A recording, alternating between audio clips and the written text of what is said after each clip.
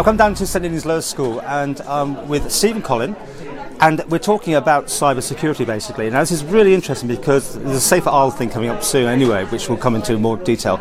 But here today, guys, you come in from Northern Ireland with your team, and you're imparting information to schools, but also to police and people. Basically, the welfare of children is the subject matter. So let's start with you. What are you bringing to the Isle of Man to tell us about? Brilliant. So today we're here to launch our SafeSchools app, and we do that in partnership with Zurich Municipal.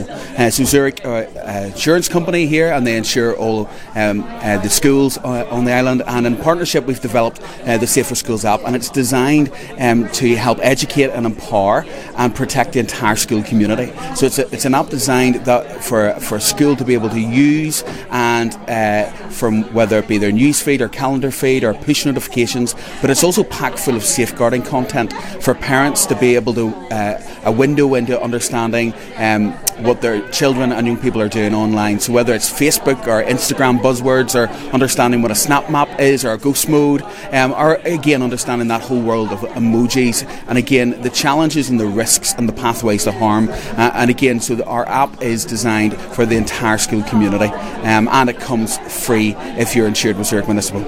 This is a fast-moving thing, isn't it? I mean, Very. Whatever app you've got, somebody else comes along, or and bullying and all this that comes into this. Big subject for you at school? Huge subject. We've got many situations that come our way. We have to make sure that our staff are knowledgeable, understand what they're dealing with. We have certain specialists in school that can help out. I'm an ICT coordinator, and so we need to make sure that we inform parents and children and staff of all of the threats and dangers we have with cybersecurity. We have numerous instances recently where we have parents coming to ask us for help, and we can't know everything. And things like the app that we're looking at today is really going to help us to get that message out to the whole school community about how to stay safe online. So this app, it's for the children or adults or combined? Everyone. So from granny to granddad, from uncle, and essentially what we're doing is we're taking credible, relevant, contemporary information about the digital spaces that our children and young people occupy, that we occupy, and essentially what we're doing is we're putting that information in the pockets of every member of the school community, and the devices that we have that we hold on to day in, day out, and essentially that when we need to know something, when we need advice, when we need it most, and especially for our children and young people, and again with the challenges of the online spaces, with regards to sexting, with regards to talking to strangers online, and a lot of the dangers on that, at the wrong time, at the wrong place, we want to be able to give them the right information and educate them, empower them, and that they can make right choices and good choices even when things go wrong. And so again, we want to be able to put that information right where they need it, in the mobile phones and in the tablets and the smartphones that they're using daily. So again, it's only a couple of clicks of a button away, again, and it's credible. Well, you highlighted some very, very severe cases where people actually take their own lives. Presumably not quite there. I mean, but you must see some dangerous things. Oh, most definitely. It does vary from school to school. I was talking to colleagues this morning about the fact that it's interesting how the situations vary from school to school.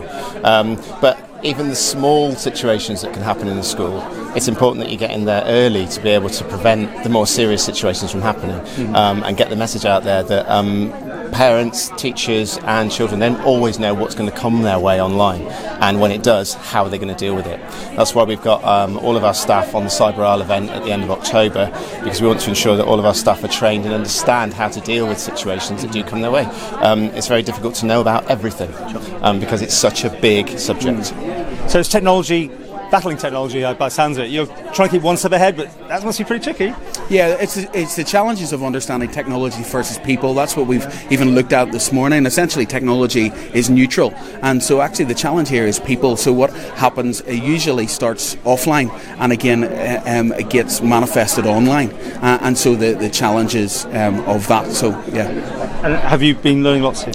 Lots, yeah. I've been looking at the app the last week or so, and it's absolutely fantastic because it fills a gap that I feel that we had, which was one, understanding all the problems that are out there for our parents and for our children, but also for our staff. And now we've got something that we can use to be able to develop and inform and get the message out there, which is great. And are you using your emojis to the benefit? Yeah. You know, like a word that a few years ago no one even heard of. All the new language. I'm seeing things already. I've seen things this morning. I don't actually know what that is.